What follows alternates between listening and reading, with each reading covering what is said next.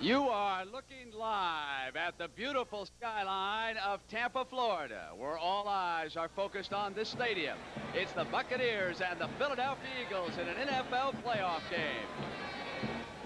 Hello, everybody. Welcome to Tampa. The weather is beautiful, but isn't it always?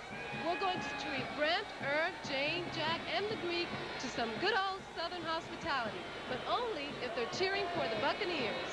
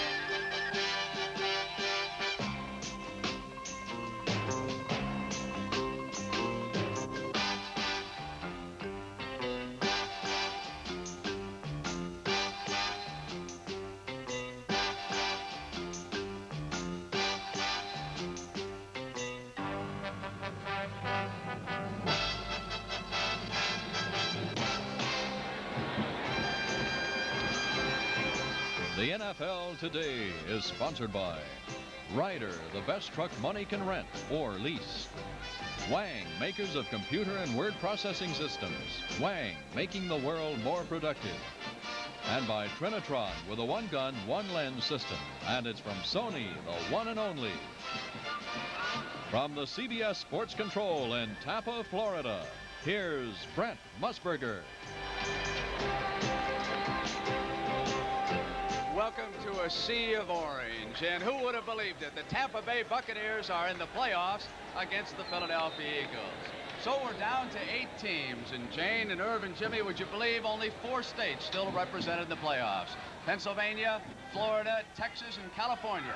Each of those 4 states with 2 teams. And Jimmy, later today out in San Diego, it's Houston against the Chargers. What about the Oilers' injury situation at this moment? Brent, they tell me that the Bull Pastorini will not play. Camel will be undecided until absolutely at game time, when he will practice to see if he can make it.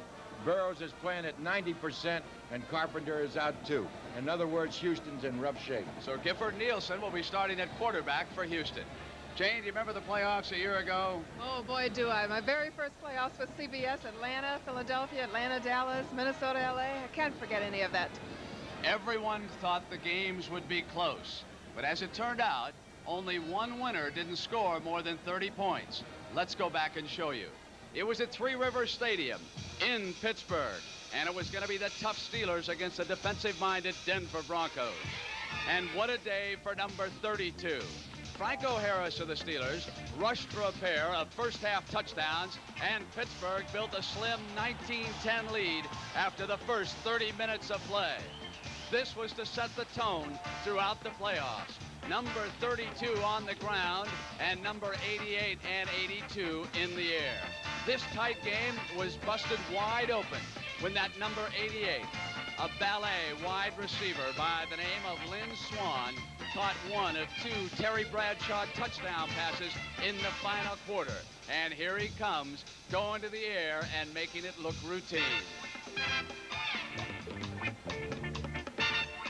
105 yards rushing by Franco, touchdown catches by Lynn and number 82 John Stallworth, all added up to a lopsided 33-10 victory as Pittsburgh advanced to its 4th AFC Championship game in 5 years.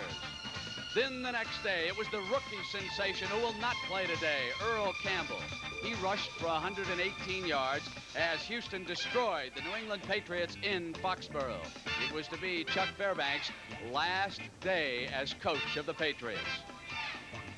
And Dan Pastorini, who will be missing later this afternoon, threw 3 touchdown passes against New England, 2 of which went to his underrated tight end Mike Barber, number 86.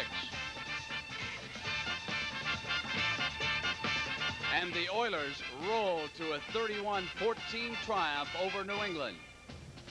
Pittsburgh and Houston emerged. Then it was the wily Fran Tarkenton in the NFC. His last game with Minnesota, he hit Ahmad Rashad, deadlocked the score against the Los Angeles Rams at 10. But a 100-yard day by number 32, Cullen Bryant, highlighted a 24-point Rams second half, and L.A. broke a 4-game losing streak in postseason play against the Vikes, winning easily 34-10. Now, the only playoff game that wasn't a blowout was Atlanta-Dallas in Dallas. Atlanta held a 20-13 halftime lead as Robert Pennywell put Roger Staubach out of the game with seconds remaining in the first half. But fortunately for Tom Landry and the Cowboys, Danny White can step in and replace Roger. He guided the Cowboys to a come-from-behind 27-20 victory over the upstart Falcons. And Dallas's victory marked the 9th time that Tom Landry's Cowboys had advanced to the NFC Championship game. And so now it is Tampa Bay and Philadelphia. Tampa Bay coached by John McKay. 6 of his USC Trojans are on this team. Dick Vermeil, formerly at UCLA, 4 of his Bruins. What about the home field advantage? We ask Vermeil first. Well, I think it's always an advantage for the home team to play at home, but I have never coached that it's a disadvantage for my team to play on the road, because I don't want to give them a excuse for losing. We have to find more reasons for winning, and we try to turn the fact that we're playing on the road in our favor. We try to do that, and we've won more games on the road this year than we have at home. If it's hot like it is today, teams have come in here and got awfully tired in the second half. I would say under Dick Vermeil, they work so long, practice sessions, they're probably in great shape, but we'd much rather be playing here than playing in Philadelphia. I think the biggest area of improvement is their overall offensive line play and their offensive execution of everything they're doing. They do things much better. They have better football players, and Eckwood has made a real contribution. The receivers are good. The tight end, to me, is as good as any tight end in football. Their biggest areas of improvement for Philadelphia, without question, are all phases of football. They're a much better running team since they've got Montgomery, with Jaworski and Carmichael. They got a great passing attack. They've got a very veteran offensive line that helps Carmichael and Jaworski. Their kicking game with this youngster with a bare foot gives them a great kicking game. So in everything that you grade a team on, in that area, they're very good. Well, I see it as a low-scoring football game. We're both good defensive football teams, though they have statistically been better than us defensively. We have scored 60, I think, 3 more points than they have, but our offensive stats are identical. 315.3 yards and 314.7 yards per game. They're identical. I see it as a low-scoring game, unless one team or the other turns it over in bad field position. If it's a high-scoring game, then the Eagles are in trouble. And John probably feels the same way, really, because we're not a high-scoring football team. Well, as I said before, I predicted low-scoring, but I'll take a high-scoring game. If it was 50-51 and we got to 51, I'd take it. Our defensive coaches would be very upset, but I'd be very happy. And conditioning will be a factor. It is now 70 degrees here in Tampa, so the fourth quarter could be very grueling for both these clubs. You know, Brent, I came in on Thursday into Tampa Bay, and all I heard about is, why is Irv wearing a Philadelphia Eagles cap? And they insisted that you wear this one today, Irv. Wait a minute. They'll never let you back in Philadelphia. Everybody in Philadelphia realize I'm only doing this because I'm a good sport. I want you to know that. And the NFL Today will continue on CBS in just a moment.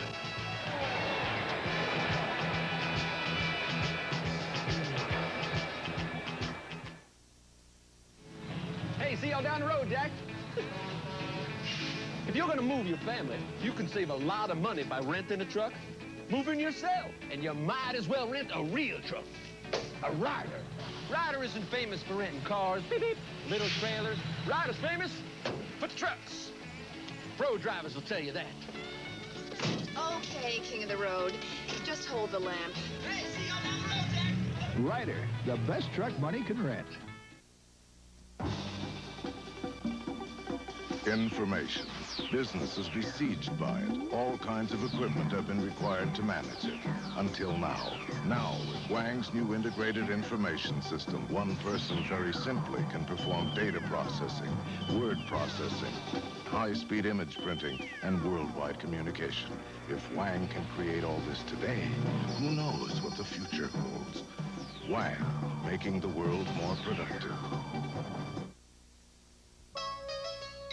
Ring in the holidays. Ring out the year. Sparkling with Andre. Love and good cheer. Take Andre home for the holidays. Andre for the holidays. What's a celebration without Andre champagne to lend sparkle and elegance to your good times? Greet the season and your friends with the best. Andre. For the holidays and all year long.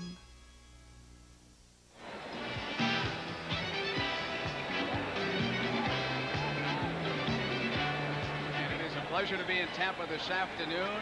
Now, calling the action for you will be Kurt Gowdy and Hank Stram. And, Kurt, what about the experience factor now in this game? Well, you know, Brent, you get around the country and everybody says, hey, the same old clubs in the playoffs. It's different this year. San Diego and Philly are in the final round of 8 for the first time in a long time, and a new kid on the block, Tampa Bay. Now, Hank Stram has taken a team into the playoffs for the first time, and then he's taken veteran teams in who've been there before. How important is experience in the playoffs as a coach? Well, first of all, Kurt, I think experience is a very important factor, but I think a lot depends on the background of the coaches and the players involved. Both of these coaches have been involved in a lot of big games, specifically the Rose Bowl. So I think they're going to do a good job of selling their squads and the idea that it isn't just important to get to the playoffs. The important thing is to win the playoffs. And I think that's what the approach is going to be on the part of both coaches here in this game this afternoon. All right, Henry, and that's the experience factor, Brent. Kurt, thank you very much. Now, one of the players that Hank will be isolating on is number 63, Leroy Selman of Tampa Bay. Very much, Brent. As a matter of fact, when most teams meet Tampa Bay, the number one problem that they think about is how to handle Leroy Selman. He is definitely the focal point of the Tampa Bay defense. So I talked to him to find out exactly what he has in mind for this game. In only their 4th year of existence, Tampa Bay has entered the rarefied atmosphere of the NFL playoffs. They've done it due mainly to that true source of orange pride, their #1 ranked defense. The Bucs, first in the NFL against both the pass and the run, are led by number 63, NFL Defensive Player of the Year, Leroy Selman. Selman, the Buccaneers' first draft choice ever, is often double and even triple teamed, but still gets to the ball.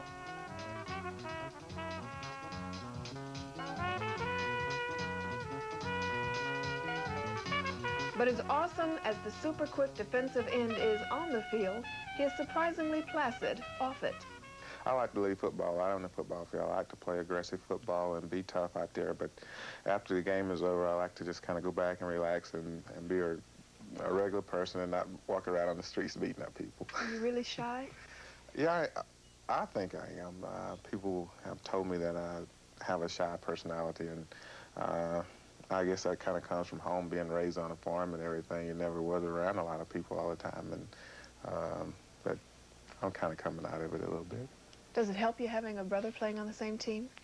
Yeah, it does. Yeah, I've played with Dewey ever since I've been playing football. We started back in the 8th grade, and coming out of college, it was said that we were never going to play together again, that we would be drafted by 2 different football teams. Being drafted #1 was great, but having my brother drafted on the same team was the highlight of that whole day. Leroy, I have seen some extraordinary footage of you being double and triple teamed and still making the tackle. Are you aware of that when it's happening? That's sort of an instinctive thing. You don't really know what you're doing. You're basically out there trying to do your job, and #1 during a passing situation is to get to the quarterback, no matter who's there. And a lot of times you don't realize that you have rushed against 2 people or maybe 3 people, and when you do look at the film, you say, I didn't know they were doing that to me. Leroy, what difference has winning made to you personally? Well, you feel a lot more gratified, I guess, because when you win, you are succeeding, and the hard work that you put out on the football field is paying off for you, and the whole atmosphere is different. It's a lot more loose, a lot more relaxed, and you have a lot more fun. What about when you're not on the field, when you're about town? Does it make a difference? Well, you can go into some nice restaurants. You know, when you're losing, I always went to McDonald's through the drive-in windows, but after you win, you know, people, you can go out and, you know, people like to talk about football, and it's fun to talk about that. You can talk about winning instead of talking about losing, and you know, that makes all the difference in the world. This week, Coach McKay predicted that in a low-scoring game, Tampa Bay would win. Does that put a lot of pressure on you as a member of the defense? Right, we don't mind having the pressure on us. We want to keep it low scoring. We always figure we go into each game with the approach that we want to make it a shutout and not let the team score it all. And if we can do that, we know we're going to end up with a tie. With a tie. There'll be no tie. We'll play all night to break that. Down in the pits, number 75, Stan Walters draws Big Leroy today, and that'll be one of the duels to watch. Irv is really hurting wearing this Tampa Bay cap. We'll come back and let him talk about his Philadelphia Eagles as the NFL Today continues on CBS in just a moment.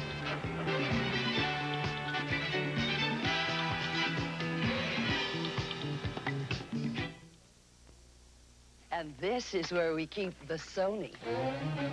This is my wife, these are my kids, this is my Sony. The difference between you and me, Perkins, is that you own a television and I own a Sony.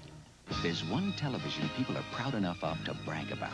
The only television with the patented one-gun, one-lens system that won an Emmy. There's only one Trinitron, and it's from Sony, the one and only. I think Henry's getting serious. Last night he gave me a Sony. Okay, stand by. Roll Fran Talkington, Johnson Baby Shampoo. You know, when I wore a football suit, I had to shampoo every day, so I used Johnson's. Now that I'm wearing these, I still use Johnson's every day. Doesn't make sense to use anything harsh. Johnson's cleans gently.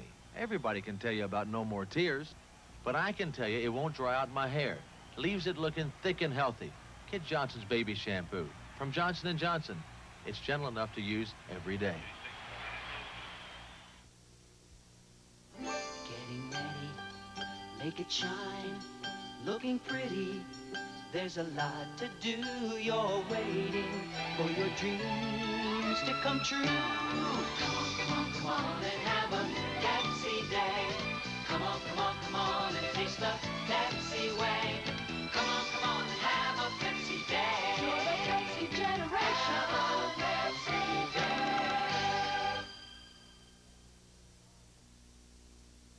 I'm getting a free ride.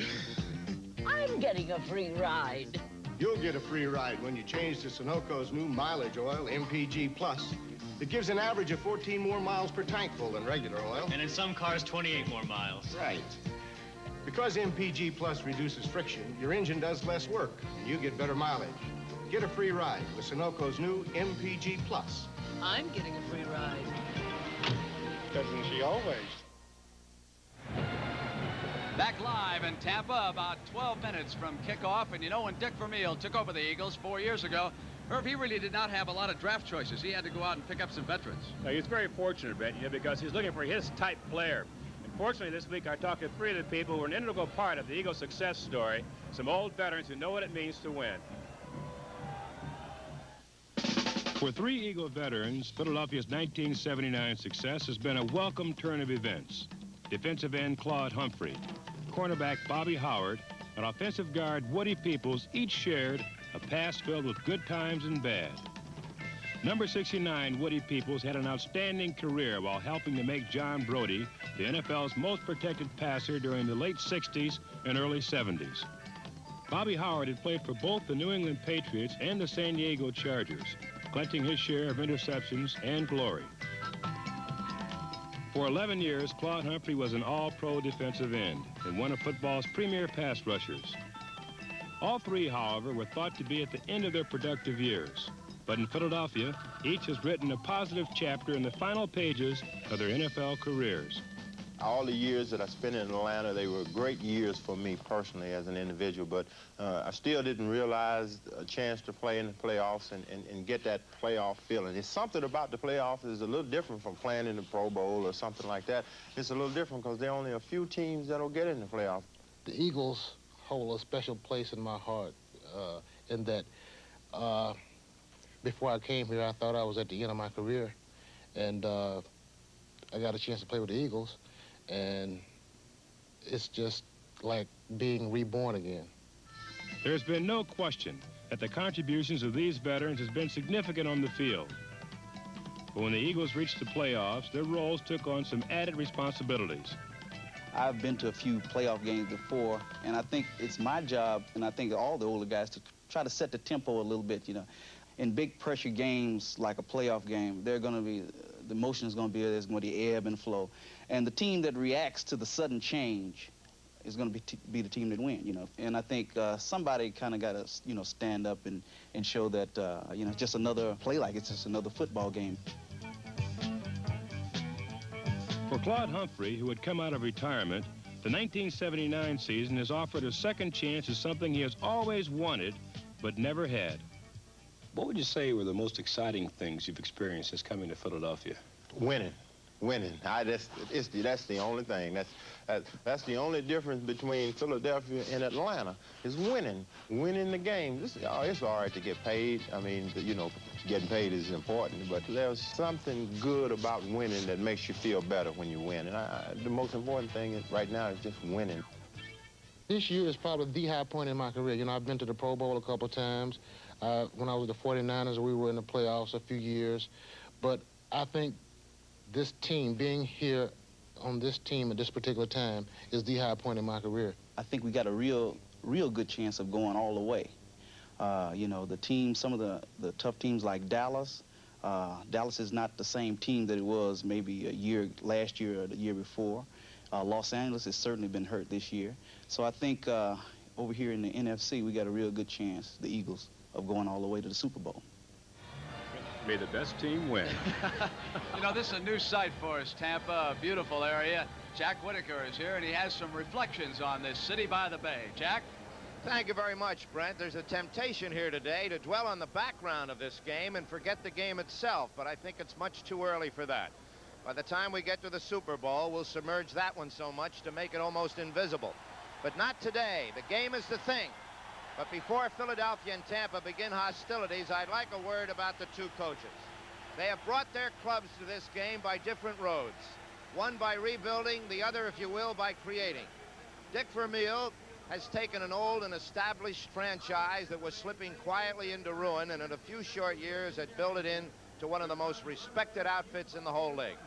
John McKay, on the other hand, has taken a brand new franchise, and in 4 years has a team, by his own admission, that when it plays up to its potential can beat any team in the league. Both these men's accomplishments should be textbooks for anybody who wants to take their team into the playoffs. There are contrasts between these two coaches. One is very young, hyperkinetic, very intense, with more than a vestige of Vince Lombardi about him. John McKay is 13 years older, white-haired, smart, witty, probably the most realistic coach in the entire NFL. John McKay is the only professional coach ever to survive a 26-game losing streak. The only coach to go from nothing in 4 years to a playoff. And in the process, the Tampa Bay Bucks have solidified the towns that fringe on the edge of Tampa Bay and the Gulf of Mexico. And these communities now share something else than just a drive to the airport. Still in all, John McKay has his critics here in this sunshine place. Many people think he should have drafted Earl Campbell and Tony Dorsett and other things. But John keeps going on his way. An elegant Groucho Marx, twirling his Tampa-made cigar and firing one-liners, many of them over the heads of his audience. And he and Dick Vermeil are proving that the difference between a successful college coach and a professional coach is not much. Both must be great recruiters. Today is a big day for Tampa and a big day for Philadelphia. But neither team would be here without Dick Vermeil and John McKay.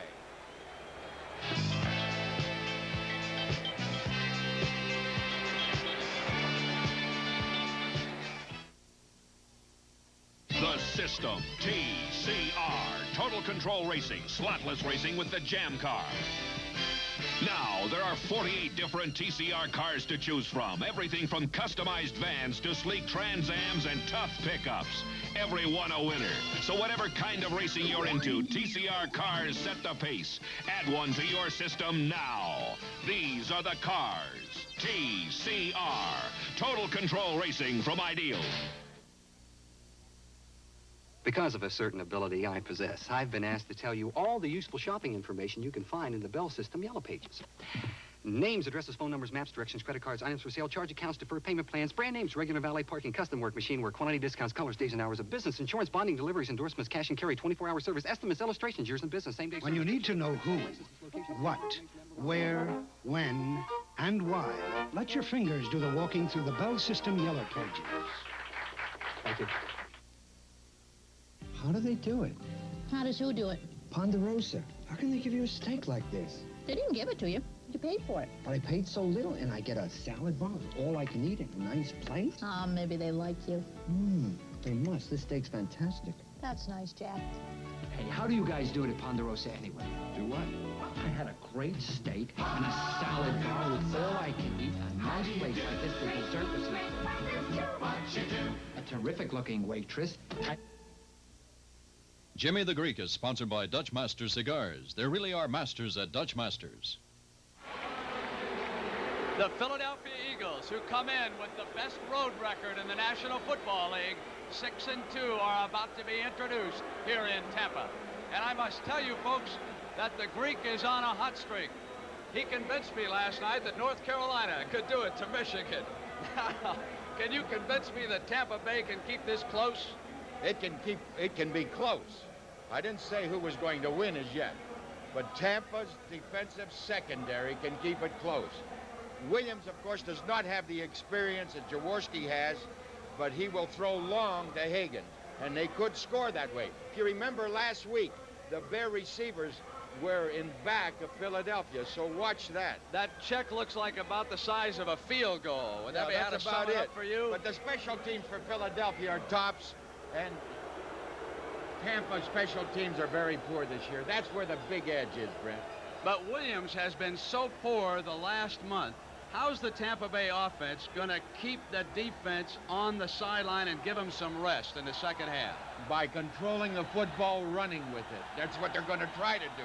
That doesn't mean that they will do it. Now, you know that Abe Gibron's going to try to intimidate Harold Carmichael, that he will double up underneath, which Chicago didn't do, and you know that Vermeil's going to go over to Smith. He's going to throw screens to Montgomery. You know that, Greek. He's coming with everything. That's true, but somebody will cough it up. It won't be Philadelphia, will it? Well, I got to say, one player I like on the Buccaneers, Ricky Bell. And we'll be right back as the NFL Today continues in just a moment.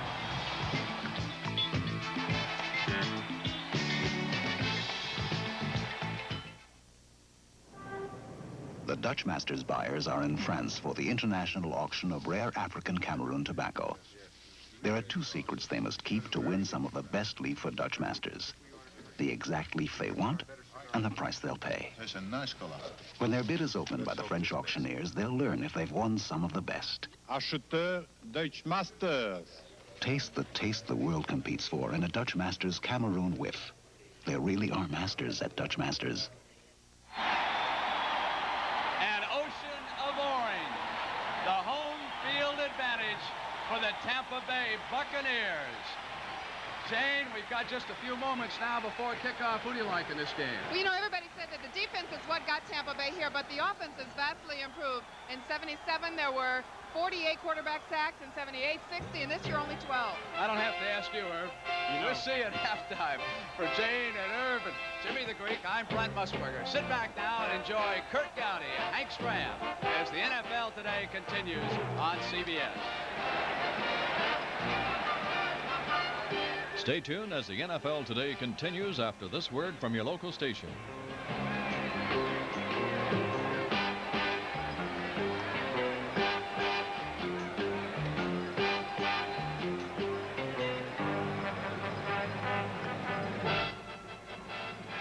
He may not be coming off as well as he'd like to in his race for the White House, but on a television screen, John Connolly comes off bigger than life. He'll be on your screen on 60 Minutes tomorrow on CBS.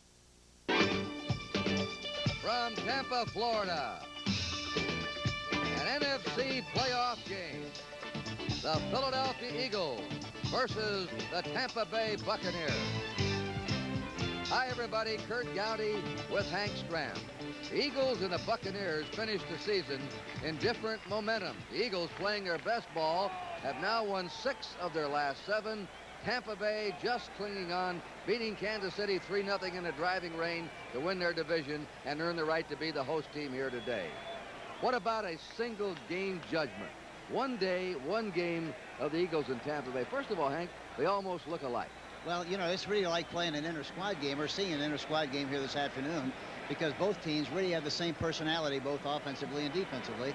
They both employ the 3-4 defense, and they both use the I formation a great deal on offense, plus the usual formation that most people see in professional football. But they're very, very much alike, and both of them like to run the football a great deal, and that's what we'll see a lot of, especially, I think, early in the game. Doug Williams is the youngest quarterback, could be, if they win today, to ever take a club to a championship game. How will this game affect him? Well, that's going to be interesting to see. I think that there's no question about the fact that the Philadelphia Eagles have the advantage at the quarterback position because of the experience factor. It has to be a factor, and it is, but we'll have to wait and see what Doug Williams does here this afternoon in this pressure situation. All right, Hank, and right now, let's go down on the field. We're getting ready for the coin toss. Tampa Bay has the near bench, and across the field will be the Philadelphia Eagles. And now out they come, the captains. They'll be meeting with all the officials. The referee today will be Fred Silva, the umpire Ralph Moorcroft, the head linesman Burl Toller, the line judge Jack Fetty, the back judge Ben Tompkins. Let's listen.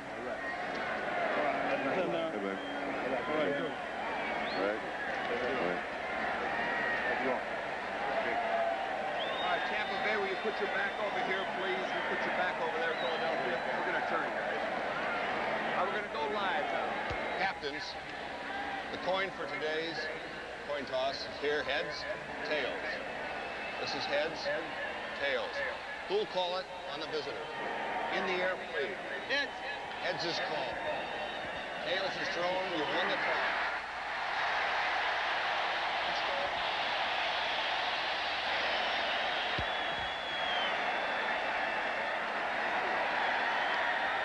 Tampa Bay won the toss. They want the ball. The wind is no factor. It's almost a perfect day for football. Temperature in the low 70s, no breeze. And as they go out there, Hank, kicking off, receiving. What about it?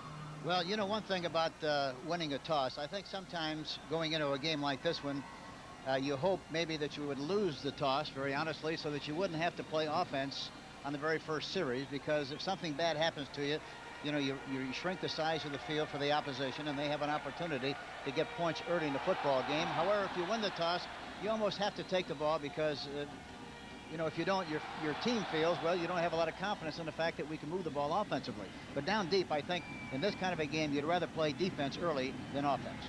Tony Franklin will kick off. Very strong leg. He can drive it deep. Isaac Higgins, the fastest player on the Tampa Bay squad's at the goal line. It's going to be interesting to see Doug Williams. We were talking to him, the young quarterback at Tampa Bay. I asked him if he'd be nervous, and he said only on the first snap. I hope I don't fumble that one. Well, I think the other thing that's good for Doug Williams is the fact that John McKay calls the plays from the sideline. That takes a lot of pressure off of the young quarterback and makes him a mechanic instead of have to worry about all the things that are involved in playing the quarterback position. The barefooted kicker, Tony Franklin. And here we go, and the playoff game is underway. He drives it to Higgins, a yard deep. Higgins is coming out to the 5, to the 10, 15, and is down on the 20. The Eagles are the best special team club in the NFL. They have contained their opponents 18 yards on kickoff return, and they've just held Tampa Bay within their own 20. Here's the offensive line now for Tampa Bay. It'll be Dave Revis at left tackle, Greg Horton at left guard, Steve Wilson at center, Greg Roberts, the rookie, at right guard, Darrell Carlton starting in place of the injured Charlie Hanna at right tackle. 15 years experience in that front line against 45 to the Eagles. You saw the wide receivers, Mucker, Higgins, Giles, Eckwood is starting, Ricky Bell the running back, Doug Williams the quarterback. It's interesting to see that Tampa Bay will start right off with a double tight end offense. They get the ball on the first play, and they give it off up to the 24-yard line. Jerry Eckwood gets the call. He started the season in blazing fashion, cracked bone in his wrist. Here's the Eagles' front three. The veteran Humphrey at left end, Charlie Johnson is the nose tackle, and Carlston Harrison, one of the more underrated players of the league, at right end. Great linebackers, Bunning Robinson, Frank LeMaster, Reggie Wilkins. They're swift and they're hitters. Howard and Edwards on the corners. Landy Logan and John Shiver, the safety men. 2nd and 6. Tampa Bay on their 24.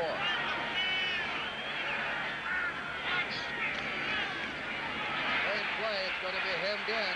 And it's stopped on the 26. Ricky Bell down by Claude Humphrey, the veteran left end. That'll bring up a 3rd and 4 for Tampa Bay on their own 26.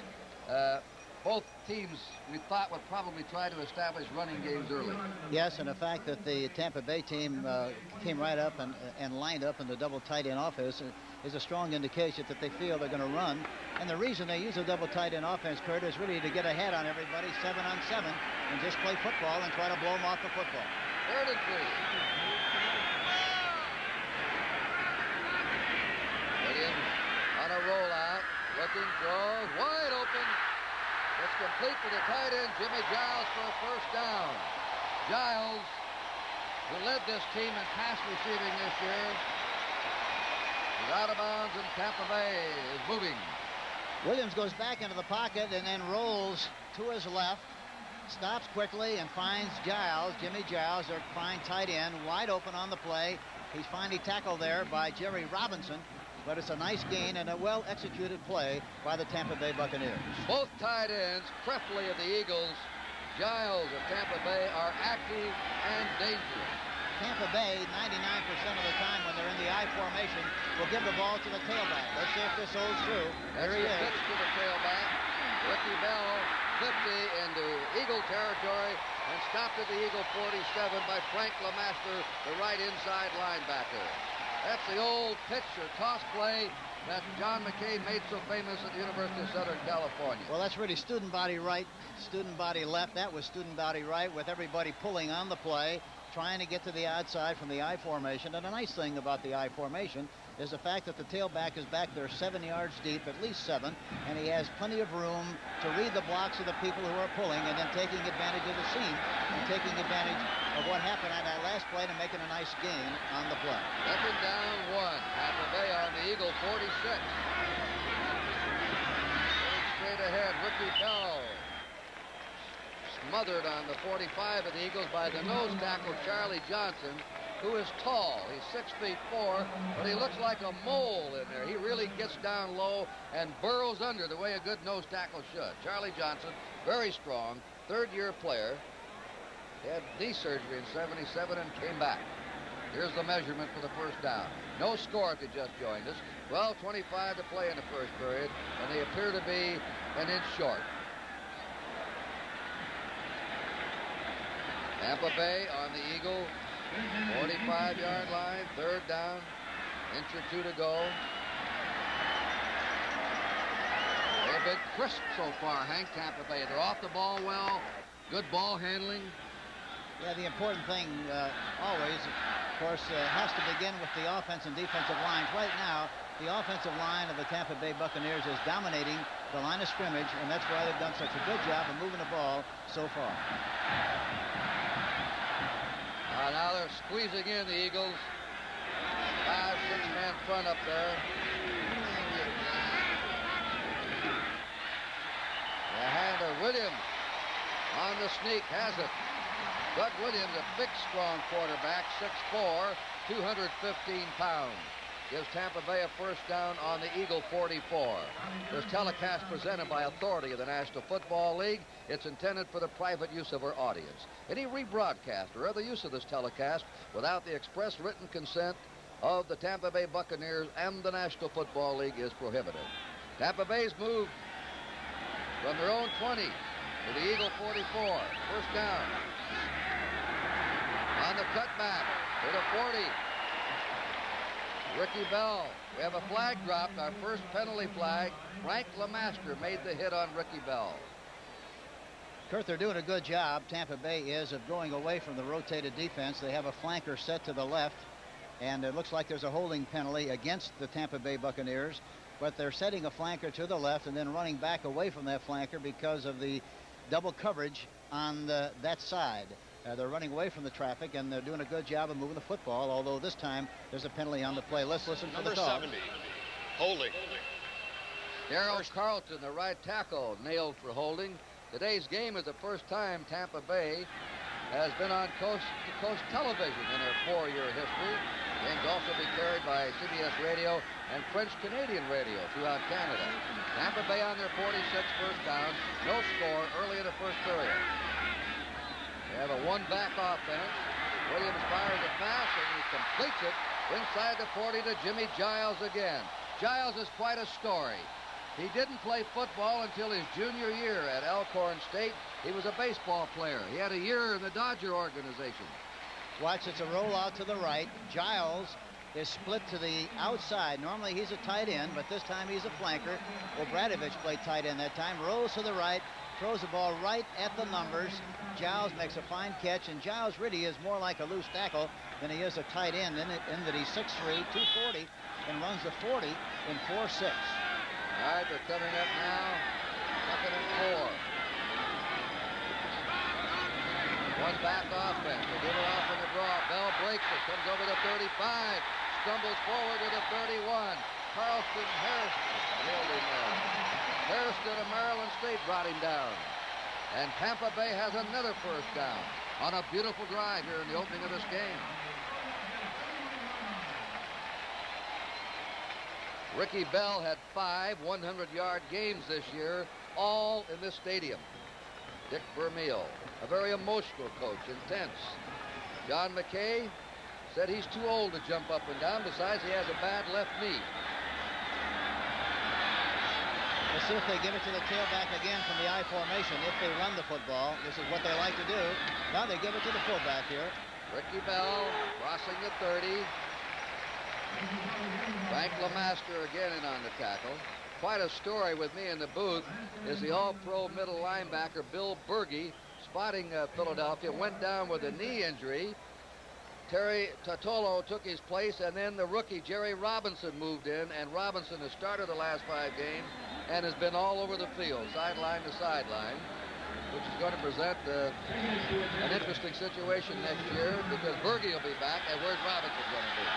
Wilson ought to be there somewhere. 2nd down. 5 to go. Tampa Bay on the Eagle 26. Jerry Etwood forward to the 21. Frank LeMaster again hit him, and are getting holes open there between tackle and tackle. Yes, they're doing a good job of moving him off the football, Kurt, and from the I formation, their tendencies are still very much the same as they have been all year long. They've run from the I formation on 4 occasions so far. The tailback has run at 3, and the fullback once, and so it's a verification of the fact that going into the game that the tailback would carry the ball about 99% of the time from the I formation. 3rd down and a foot to go for Tampa Bay on the Eagle 21. They'll run it out of the I unless they shift. That's with the tailback. Well, he is stopped. He is stopped short of the 20. John Bunning, the outside left linebacker, pursuing laterally, pulled him down. He had some help from Humphrey, who stripped the blocker out of the way, allowing Bunning to get to him. And now let's see what they're going to do. They signaled a first down. Tampa Bay on the Philadelphia 21-yard line. Put it on the 20. 20 and a half. It always goes to the next yard line, officially at NFL statistics. First down, Tampa Bay on the Philadelphia 20. This drive started on the Tampa Bay 20. So it's a 60-yard drive. Philadelphia has not touched the ball yet in this game. We have 8:10 to go in the first period. No score. That's Ricky Bell. Bell to the 20, 15. And 3 men have to barge him out of bounds. Ricky Bell running hard. Came into his own this year. He missed the last 5 games of last year. Here we see the pitch from the I formation to the tailback again, Ricky Bell. The left guard, Craig Horton, pulling on the play. Dave Revis, the left tackle, doing a good job, and they succeed in making 7 yards on the play. A nice-looking play again from the I formation, and that's really their favorite play. Ricky Bell was the first player taken in the 1977 draft. Criticism, they should have taken Dorsett. Bell does not fumble. 8 minutes. Very frequently does he fumble. One back offense. Second down. Good protection. The toss wide open. He missed it. Mucker crossing over. Larry Mucker was open. The ball a little high and out in front of him, but he was there. They had it and couldn't hold on to it. It was a slant pass. That's all it was. And this is something that Doug Williams throws extremely well. Sets up nicely. Throws the ball into the area. It should have been caught. It was just a drop pass. It was just that simple. Third down. 3 to go. That's the first pass that Williams has missed. He's not a high percentage passer, completing only 40% this year, but he's a big play passer. And he's got to hit the bar. And he's got a great arm. Third down 3 on the 13-yard line of the Eagles. To the 10.5 goes Ricky Bell. It was gapped outside for him. He couldn't do it. He had to turn it in. And it looks like he's short, which will bring up the first crucial decision of this playoff game. It looks to be short. They're going to bring the sticks on. Wilbert Montgomery and Ricky Bell finished 3rd and 4th in the conference in rushing.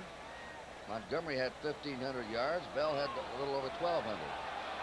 The rule of thumb normally, Kurt, in a situation like this, if it's a yard or more, you're going to kick the field goal.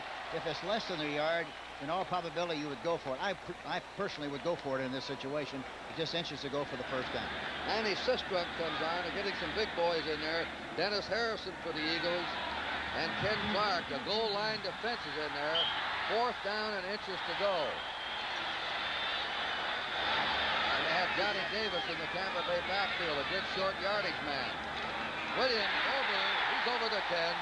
Doug Williams again has picked up a big first down on a quarterback sneak.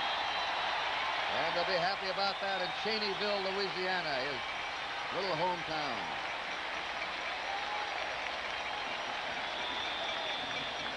This drive is almost a coach's dream. 1, 2, 3, 4, 5, 6, 7, 8, 9, 10, 11, 12, 13, 14. 15 plays they've used on this drive. Greatest defense in the world. First down. Goal to go. Just inside the Eagle 10. That's Ricky Bell, and the Eagles stop him on the 8-yard line. Getting to him is John Bunning. The outside linebacker coming over was Carl Hairston and then Claude Humphrey. Second down, 8 to go. That time Philadelphia did a good job of adjusting on the play and the tendency of what they've been doing so far. They've been rotating to the strong side of the field or to the flanker. That time the cornerback, Bobby Howard, away from the flanker, came up close to the line of scrimmage, anticipating that pitch play, which they've been using so much, and did a good job of stopping the action in the I formation. They have only one wide receiver out. They have 2 tight ends, Obradovich and Giles. Second down 8. They have a slide hole and then powering inside the 5 to the 4, Ricky Bell, who's a real power running back today.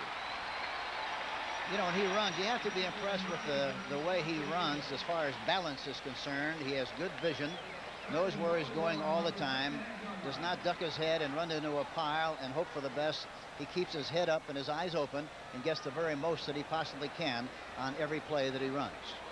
Now it's third down. Goal to go. They're on the 4-yard line. No score. 5:34 to go, and Tampa Bay's had the ball all the way. On a reverse. There he goes. He's in there. Ricky Bell scores. And what an 80-yard drive by the Tampa Bay Buccaneers, using up the clock, keeping the ball. And only one mistake, a holding penalty, and they quickly wipe that out. Watch it. Here comes Ricky Bell. Number 61, Greg Roberts, is pulling on the play and does a good job of getting in the way of the defensive people of the Philadelphia Eagles. Ricky Bell makes an outside move and goes in, standing up for the touchdown. Tampa Bay goes ahead 6-0. Blanchard, the punter, will hold. O'Donohue, the tallest field goal kicker in the league, 6'6", will boot it. It's up, and it is good. 80-yard drive, 18 plays. The way they wrote it. 5:26 to go in the first period. And the young Tampa Bay Buccaneers spring out into the lead 7-0.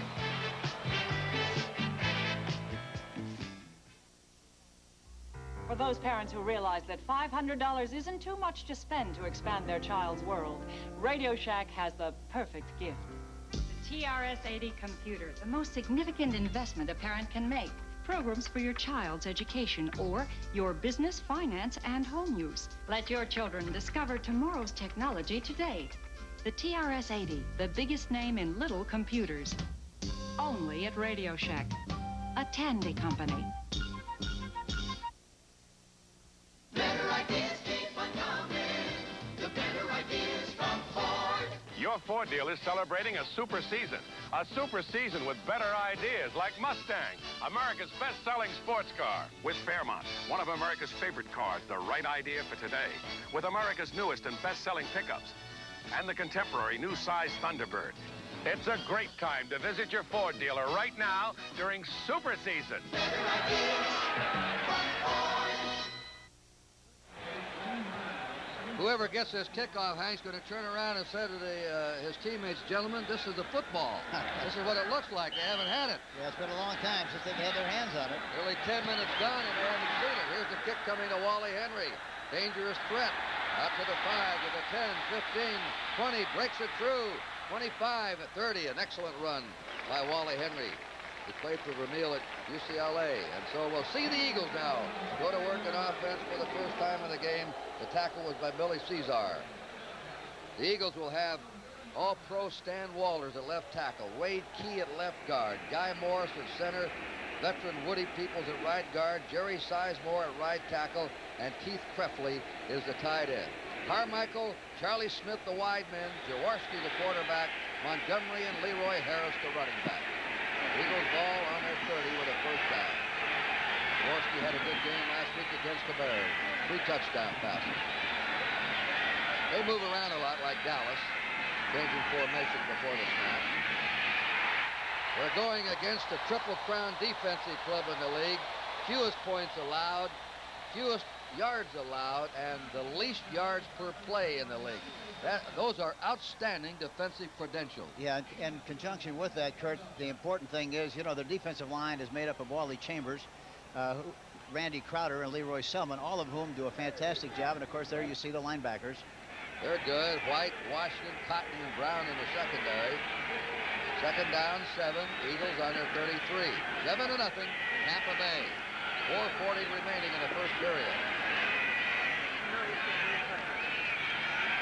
Fakes, throws a short one out, completes it to Leroy Harris, and he's ganged up at the 36-yard line by Cecil Johnson. The free-spirited, there's the Buccaneer, the free-spirited right linebacker. And we have a flag down.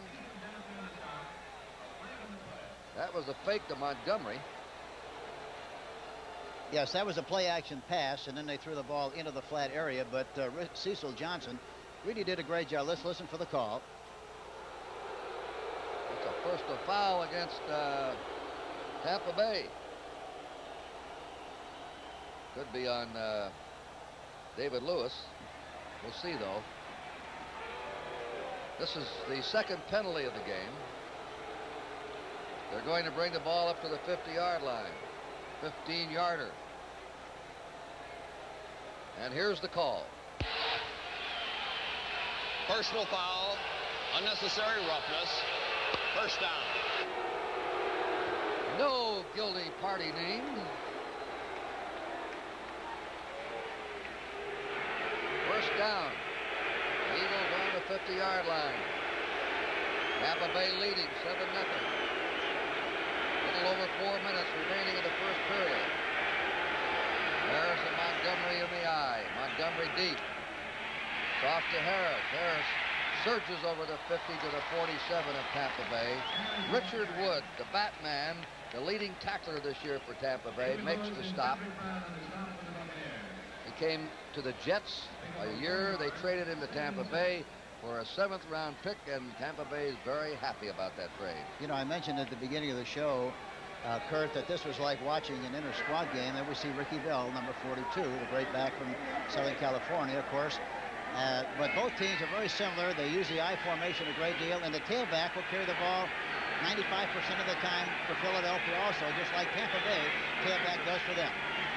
Second down, 7. There goes Montgomery, 45. He has a first down as he crosses the 40 and is spilled at the 39 of Tampa Bay by the left cornerback, Jarris White. And you saw his slashing type of running, starting wide and slashing back. Number 6 pick, and how he's paid off here. Look at those figures. Over 1,500 yards, 4.5 average for him. 14 touchdowns. Most since, remember Steve Van Buren, most since Van Buren when he scored 14 in 1947. First down for the Eagles in the Tampa Bay 39. Back into that eye again. Jaworski will throw. Look at the time. It's tipped and it's incomplete. It was tipped by Wally Chambers, who might have thrown the half of the ball off just a shade. Jaworski did not see Krepley. He was open from the very beginning, the tight end, but he did not see them. The fake to the tailback was not a good fake. The mesh between the quarterback and the tailback was not good. He had plenty of time to throw the ball and then finally threw it a little bit too high. And there we see a late hit. That was Cottney. Strong safety. Second down, 10. Carmichael's to the right. Charlie Smith to the left of the wide men. Jaworski with a pocket pass. They get to him. A flag is down. You may have a holding here on number 72, Wade Key. And surging in there was David Lewis from outside. A very strong, agile linebacker, David Lewis of USC. They had a blitz on that time, and David Lewis was blitzing. Nobody picked him up. And for that reason, he had a good shot at the quarterback. And in conjunction with that, there's also a holding penalty on the play on the part of the Philadelphia Eagles. Face mask. Face mask. Face mask called against the Eagles. That's probably the holding we saw behind the line of scrimmage. They have declined it. Now, wait a minute now. You may have... See what they're going to do here.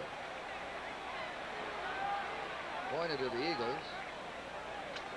Campfield has come in, replacing Leroy Harris.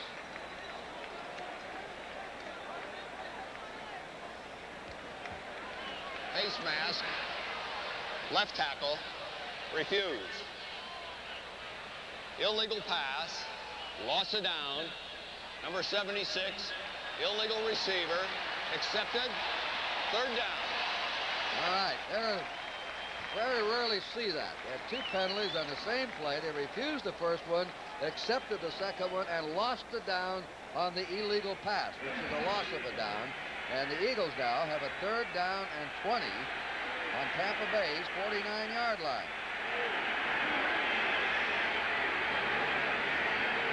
Slot left.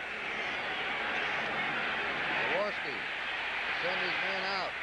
And they get to the first man, slow him down, and he goes down the sideline, is bumped out of bounds. Billy Campfield, who ran one for 63 yards last week against the Bears. And David Lewis, 57, was the one who came up again and made that tackle on the screen pass. He's fired up, David Lewis. Both these teams have great linebackers.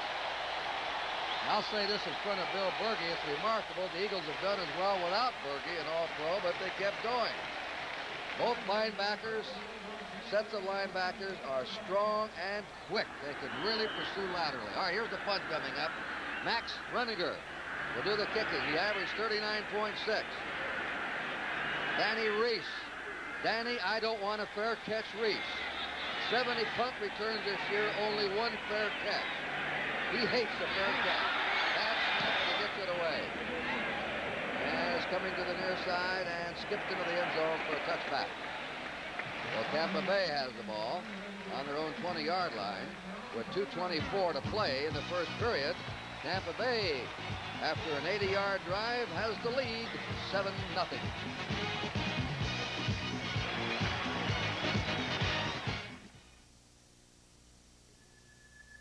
Imagine a computer in a television set. Developed by our scientists, this special-purpose computer takes the information sent through the airways, processes it, and makes critical adjustments that are needed, helping to create for the Sylvania Superset an optimum color picture with minimal adjustment. G. No, GTE. For every part of your life, nationwide. At Nationwide Life Insurance, our agents know that when you're just starting out, you can't afford a lot. Yet you need thorough protection and something more.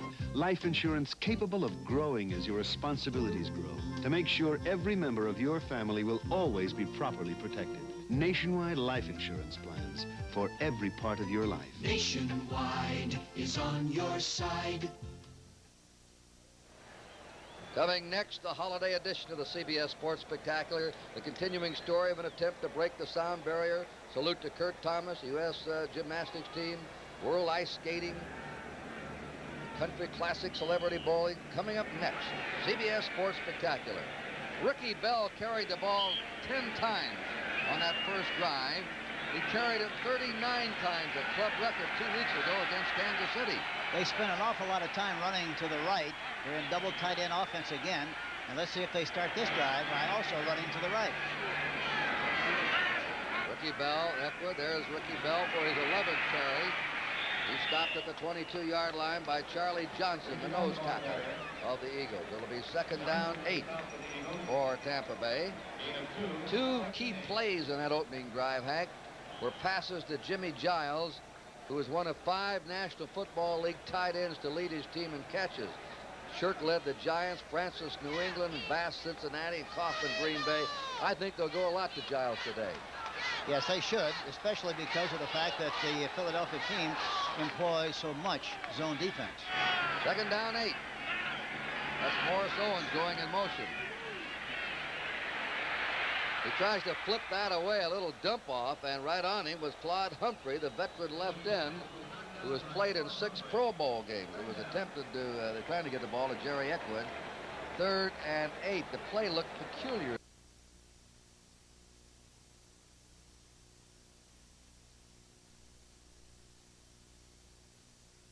Pursue laterally. All right, here's the punt coming up. Max Runiger will do the kicking. He averaged 39.6. Danny Reese. Danny, I don't want a fair catch, Reese. 70 punt returns this year, only 1 fair catch. He hates the fair catch. That's enough to get it away. And it's coming to the near side and skipped into the end zone for a touchback. Well, Tampa Bay has the ball on their own 20-yard line with 2:24 to play in the first period.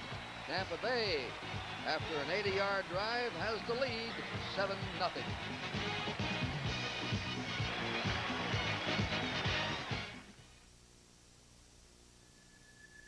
Imagine a computer in a television set. Developed by our scientists, this special-purpose computer takes the information sent through the airways, processes it, and makes critical adjustments that are needed, helping to create for the Sylvania Superset an optimum color picture with minimal adjustment.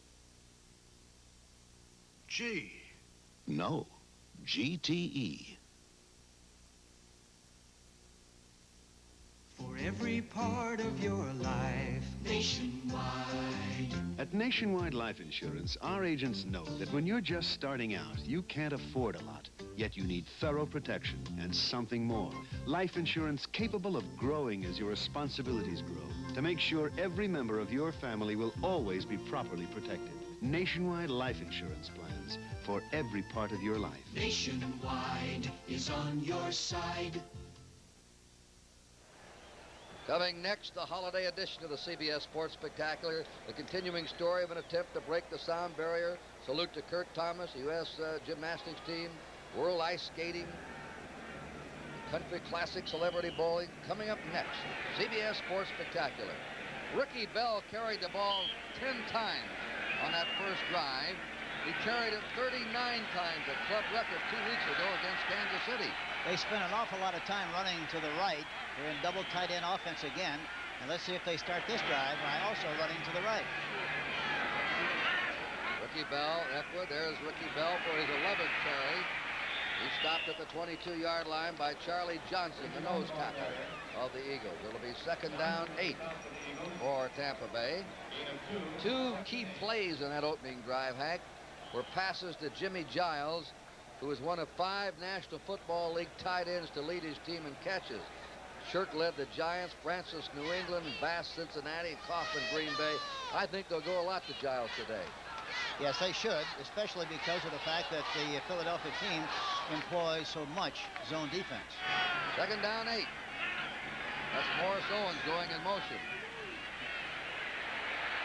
He tries to flip that away, a little dump off, and right on him was Claude Humphrey, the veteran left end, who has played in 6 Pro Bowl games. He was attempted to, they're trying to get the ball to Jerry Eckwood. 3rd and 8. The play looked peculiar as he flipped it away. Yeah, it looked like there was a mix-up of some kind on the play. They didn't look like they knew specifically what they were supposed to do, and for some reason or other, why he almost threw the ball right into the hands of Humphrey, who was making a good rush on the outside on the play. Humphrey hated the 3-4 at Atlanta. Now he enjoys it at Philadelphia. I think he also enjoys Marion Campbell. It's a passing formation for the Bucs. 3rd down 8. 3-man rush. Throws it deep. Out there is Higgins, and it is no good. Higgins, the fastest man in the club, couldn't stay in bounds. Williams thought they should have had it. He was open over there as he was jammed against the sideline. He made an inside-outside move, set up nicely, threw the ball beautifully, turned the right cornerback around totally, but he did not have both feet in bounds. It was close. He scraped that toe. It looked like there was a chance that he had it in, but they licked the right cornerback, Herman Edwards, on an inside-outside move. Minute 33 remaining in the first period. Punt formation. Doing the kicking will be Tom Blanchard, who's also averaged 39.6. He's the only member of the Bucs who's 30 years old or older. They have a very young team. Low kick, bad. Wally Henry fields at 45. Up to the 50. And steams into Tampa Bay territory to the Tampa Bay 47. Those low kicks can get you in coverage. You notice there was nobody down there to cover the punt. They didn't have the time. We have a minute 23 to go in the first period. It's Tampa Bay 7 and the Eagles nothing.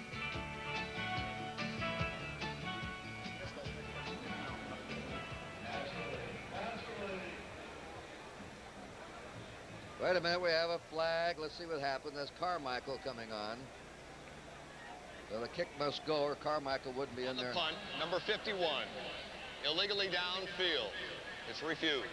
Inside lineman was downfield for Tampa Bay, and that was Dana Nafziger. The Eagles refused the penalty, and we're going to be back here with a minute 23 to go in Tampa Bay, and Tampa Bay leading 7-0.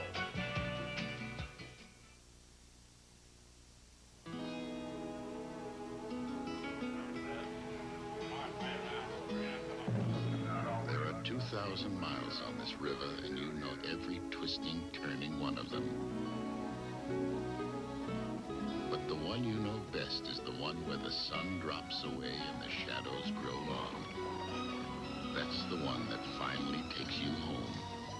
That's the one that ends with Miller time. If you got the time. Time for the best tasting beer you can find. You know we got the bill. America's quality beer, Miller High Life. Hello?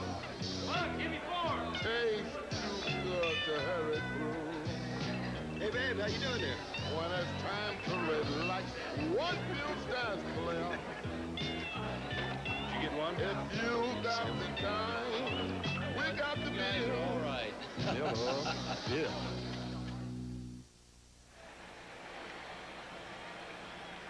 Kurt, the last time they were in this situation, they threw a play-action pass and Kepley was open, but he didn't see him. Whether they will do that on this situation, they're not in the same formation. It doesn't look like they will. Well, they're scattered out now. They have a slot left. First down on the Tampa Bay 47. He came to a stop. Montgomery, they contain him. He had a mess up there. Harris started forward before, then wisely stopped and froze.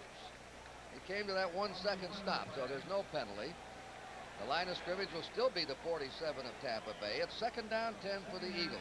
It's obvious that Philadelphia has great respect for the linebackers because they're running a counter play, hitting the fullback straight up the middle, and then tossing the ball to the outside of Montgomery to hold down and slow down the pursuit of the linebackers, but it hasn't been very effective so far. You notice they've been running away from Leroy Selman, who's been voted the National Football League Defensive Player of the Year. They've been going right, not left. Selman's on the right side, the right end. Jaworski, being chased, dumps it off to Harris. It's incomplete. Big pass rush by Leroy Selman. Abe Gibran, the defensive line coach, has seen a lot of them. He said he's never seen a better end, all-around end, than Leroy Selman for rushing a passer, for stopping the run, and for balance. He played his senior year at Oklahoma and was not knocked off his feet one time the entire season. That's incredible, isn't it? Really is. Just incredible. His little brother's not bad, and then his older brother, also an All-American, Lucius Selman, is the assistant coach at Oklahoma. He's watching this game down in Miami as the Sooners get ready for the Orange Bowl. 3rd down, 10.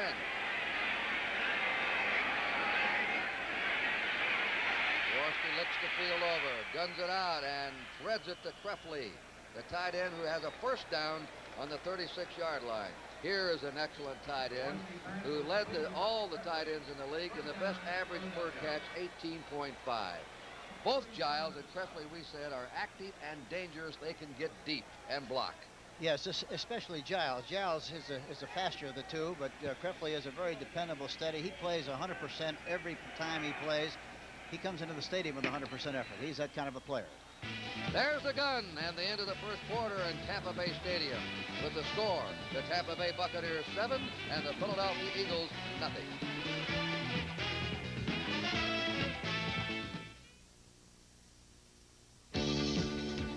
Trying. By trying harder to be faster, Avis came up with the Wizard of Avis. Keep on trying, America. The effort is really everything. We keep on trying, America. By trying harder, we introduce speed to the rent-a-car business. At Avis, we don't give up. Trying. I'm Big Daddy Don Garlitz, and I have $100,000 invested in my car. And I have confidence in the Kendall oil I use. Oh, yeah? Well, I'm Dave Woods, and I have 6,000 hard-earned bucks in this car. You know what oil I use? Kendall. Not because he likes Kendall, but because I like Kendall. Helps keep my engine running clean and purring like a kitten. So maybe it's not a $100,000 race car, but I treat her like one. Protect your investment with Kendall Confidence. Coming next, the holiday edition of the CBS Sports Spectacular features a continuing story of the attempt to break the sound barrier in a land vehicle, plus a salute to Kurt Thomas and the U.S. gymnastics team, and more. You'll say you saw it on CBS Sports.